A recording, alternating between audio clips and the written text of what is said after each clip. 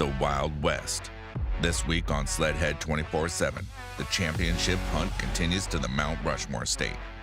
The stage has been set for rounds 9 and 10 of the AmSoil Championship Snocross at the Days of 76 Rodeo Grounds in Deadwood, South Dakota. This is Sledhead 24/7.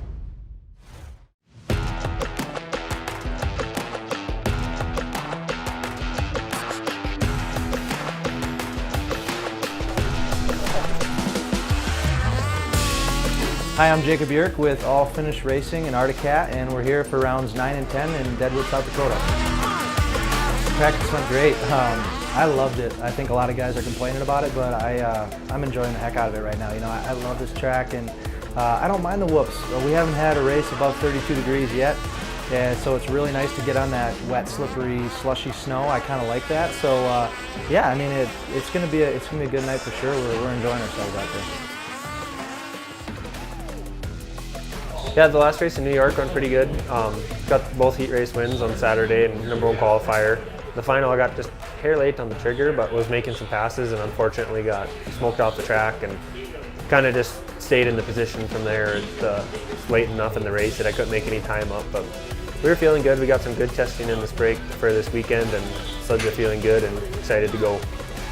Yeah, we just got done with our first practice. It went good. Lap times are right at the top guys, you know, I think barely half a second off, and I'm not too worried about that. I usually never set good practice times, and get into the heat race, we'll be doing just fine, but made a couple adjustments to suspension, and I think we did some stuff with clutching for this next practice. We'll try out and see how it goes, but feeling good. I like the track. I think it'll be really racy tonight, so. Yeah, I mean, this has been, as far as consistency-wise, like so far, the first half of the year has been pretty good for me. I finally hit the podium there in New York, but I've been consistently like 4, 5, 6, 7, 8, like right in that area. So I want to find some more speed and get up in that top 3 more consistently. But you know, I've been trying to leverage my experience, you know, just the things that I've learned over the years, and like it's amazing. Like, yeah, I've been racing. I think this is my 19th year, and you just keep learning and learning and learning, and so I'm just trying to leverage that.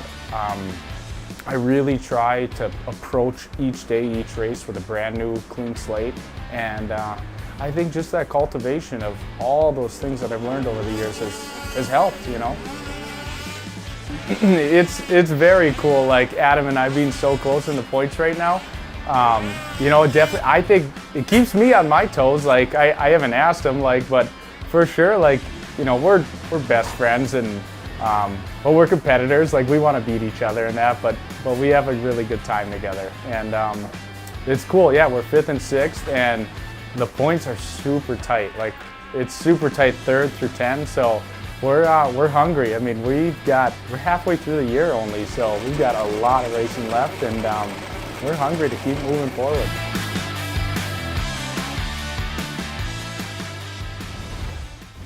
When we return, round 9 unfolds at the bull ring. But first, we're taking it back to Thursday's hole shot test session, where teams are given the opportunity to test their clutching setups due to the elevation change. We're following along with Levi Ansrud, mechanic for Oscar Norum.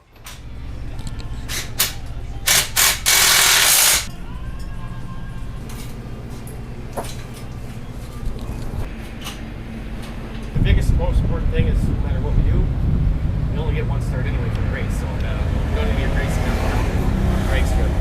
Consistent. Yeah. Makes sense?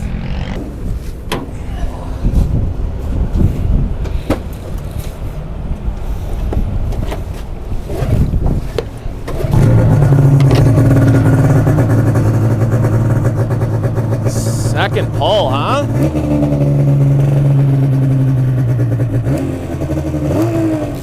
Jävla matta. We're always working on my Swedish. Some say it's good, some say it's not, so. Yeah, I can speak several languages some days, but mostly, you know, I've always found like working with these guys, whether it was when I was on Skidoos or back with any of the guys, like, you always try to learn their language, and then they really like you a lot better. So, because I mean, we're just stupid Americans. We take it for granted how hard it would be to speak another language.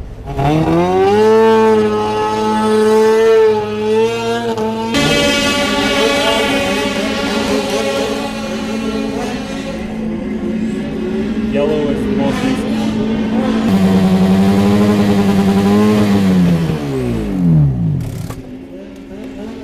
How's it feeling? Good, because it's the fastest one right now. Of all those clutches.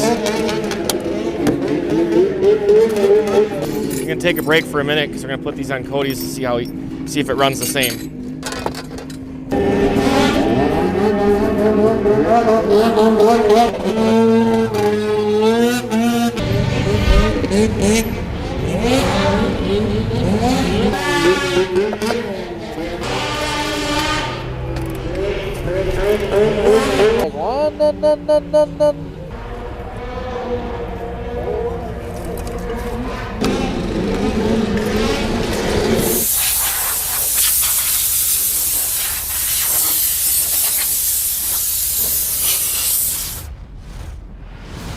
Sledhead 24/7 on CBS Sports Network is sponsored by the U.S. Air Force. Full-time, part-time, in or out of uniform.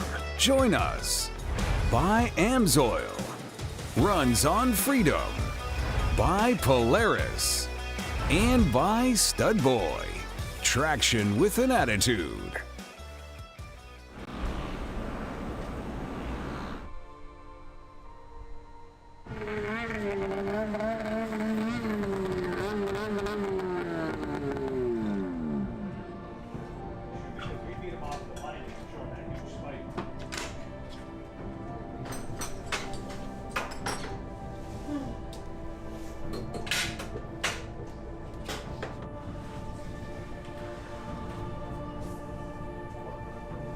From 7:35 till 8:20, you'll have time to come back here. I mean, it's not much, but you got time to come back here.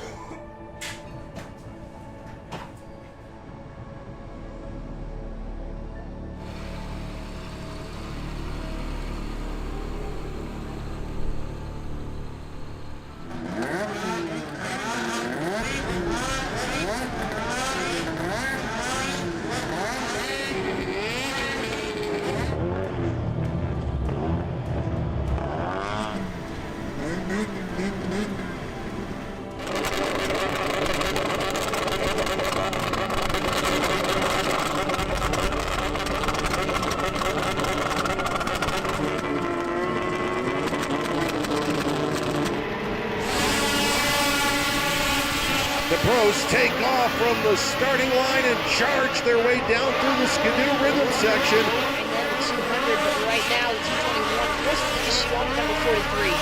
And he's going to do a little hip check there. And that move put Benoit into the second position up.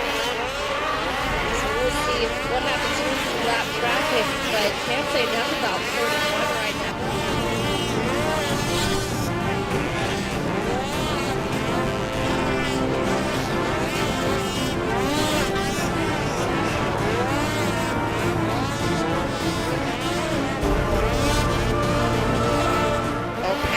Position, Oscar Norm moves into the number 2 spot. So Emil Haar works his way about half a lap away from a first ever Amsoil Pro win.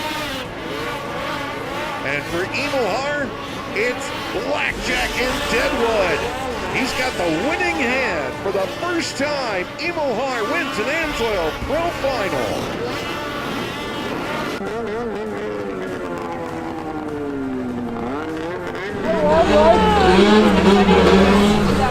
Grab Oscar. Come on, boys. Come on. Move. Holy cow, buddy! Override, buddy! Yeah, dude.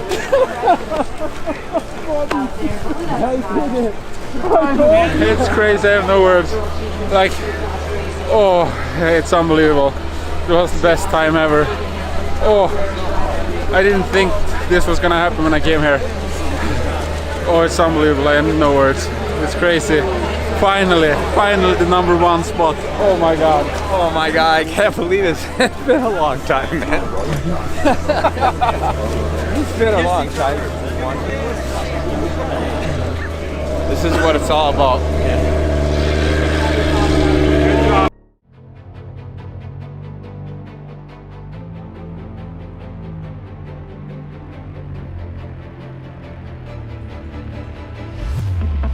True to the Deadwood trend, a new winner was named.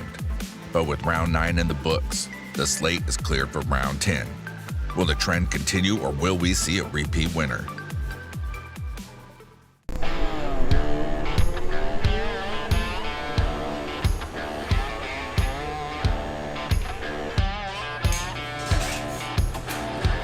Finally, I got my first win. Last year was my first full year here in the US, and I just got one podium last year, and it was a 3rd place. And finally, this year, I started to step up a little bit, got some podiums, and finally got my first #1 podium, and it was super nice. You know, I have always struggling on this track here in Deadwood, but finally I got a good start, and I will definitely try. So I'm ready to do good today again. And if we're having a bad start, then I just have to try to charge and not crash. You know, I saw a bunch of people who crashed here yesterday, and I think it's just good to be smart and consistent. Like if you're in the middle of the pack, just go fast, but not too fast. Just try to stay on the skis and not do any stupid things. You know.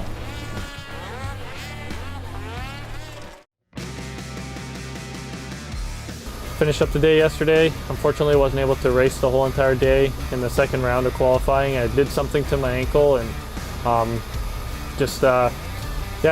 crashed in on the first lap, and not really sure exactly how everything happened. I just hit a bump just right, I guess, and don't know if my ankle rolled or what happened, but ended up popping and went to the ambulance, and it was kind of a roller coaster of emotion. Got to the ambulance, or to the medical trailer, and they had told me that it was dislocated and broken in 3 different spots, and so I got hooked up to an IV, got taken away in the ambulance, and went to the hospital, took x-rays, and fortunately, somehow, by the grace of God, everything was good. There was no broken bones and no fractures in the x-rays, so give it everything I got. And just really sucks because I've never really been this person that gets hurt, and it feels like this year it's just all raining down on me, and it sucks, but unfortunately that's the sport that we're in, and you learn to love it, and can't have the good without the bad, and this is just some of those low times where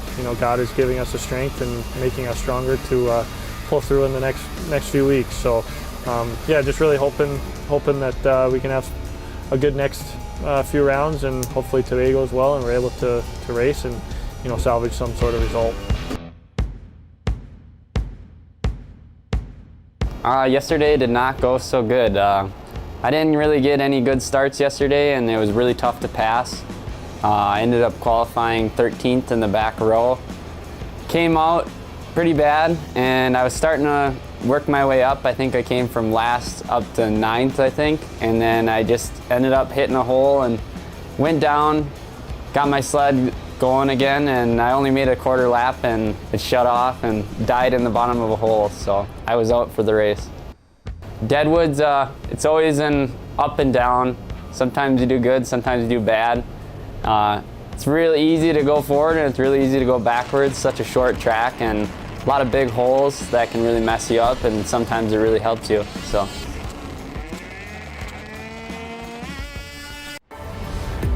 Still ahead, it's back to the start line for round 10. But first, we're visiting the manufacturing facility of CNA Pro Skis in this week's AmSoil Garage. Hey guys, I'm Ryan Greenwald here with CNA Pro Skis. Today, we're going to go through how skis are typically made and what the finished product looked like for not only on the racing circuit, but for the trails, any crossover riding, and my favorite, the mountain sleds.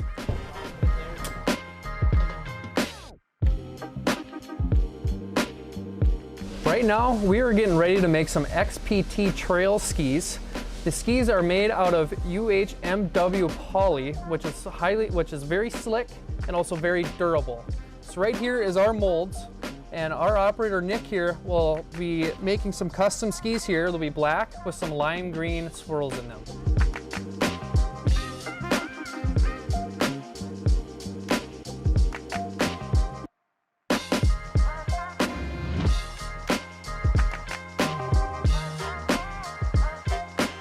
Right after it comes out of the mold, after it's been heated up and formed into the ski, we trim up all the edges to make sure we got a nice smooth finish. And just like that, we got a finished ski, ready to be prepped for carbide and mounting kits and handle. Our handles are molded the same way as our skis. So it's the same plastic, just in a different mold. After the ski has been drilled out and put the sticker on, next we put on the handle. Since the ski is flat and it's really durable, we have a special hydraulic machine to help bend the ski to get the handle on. As you can see here, Mallory is getting the handle put on, prepped and locked and ready to be bent. And as she puts all the bolts together, it all holds just fine and dandy. All of our skis come standard with 3 holes. We automatically put the handle in the second hole for you guys. Typically, the first hole is for your racing and drag racing applications. Your further back hole, it gives us as a better for the mountain riding and deep snow. So as you move the handle back to this back hole, it pulls the whole unit back, which gives a bigger curl up front to help keep your sled on top of the snow. So why do we mold our skis flat? Well, the biggest reason is for shock absorption. So our handles want to be able to bend back to the way that they were formed, and so does our ski. So the handle wants to bend back down this way, like if you follow my hand, and the ski wants to bend back flat. So they technically kind of fight each other in a way. So as you would hit something on the front, the ski tip will bend back, and the handle will help pull that to bring it back to its natural shape. And then after you rebound, it goes back to its regular form state where the handle holds it at. This way, when you hit a bump, it takes a lot less pressure on the handlebars and also a lot less onto your shoulders. So now that the handle has been put on the ski, the final step is adding your mount kit and your carbide. We have 26 different mounting kits to fit whatever sled you would think you need, whether it's from the 90s or even brand new. And we have several options for different carbides from Studboy and Woody. And now it's off to a rider in Canada. We'll drop the box here off in shipping, where we'll ship it anywhere in the world. Thanks for coming along today. I'm Ryan Greenwald, brand manager here at CNA Pro Skis. For more information, please visit caproskis.net and like and follow us on all social media platforms. And we hope to see you on the trail.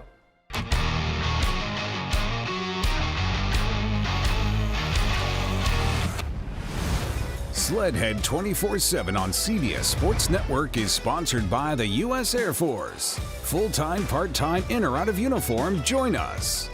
By Amsoil. Runs on Freedom. By FXR. Premium outdoor gear that's worthy of who you are and what you love to do. And by Ziegler Cat. Exceptional service backing the best equipment.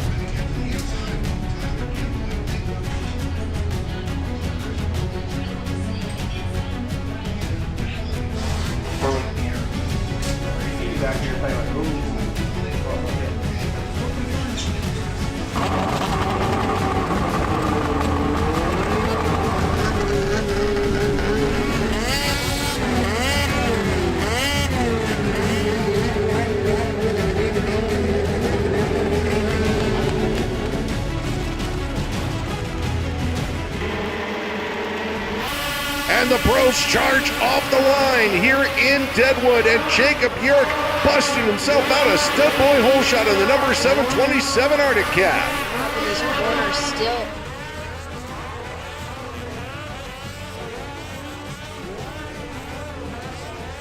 open door as well, so they bump up to second and third. Meanwhile, your leader, Francis Peltier, his last lap around was a 22.7. Yeah, he is cruising. Matter of time before he finds lap traffic. There we go, getting a look just beyond the corner is where Francis Peltier will be. Looking for the hat trick, a third win in the Amsoil Pro category this season. But the day belongs to Francis Peltier as he'll take the win in Deadwood.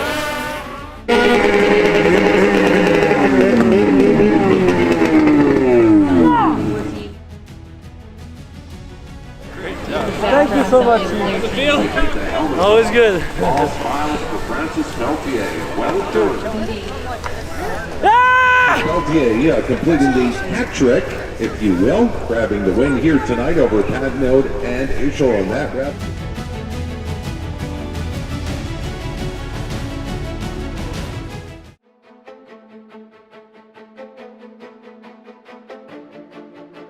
Next week, we're heading back to Minnesota.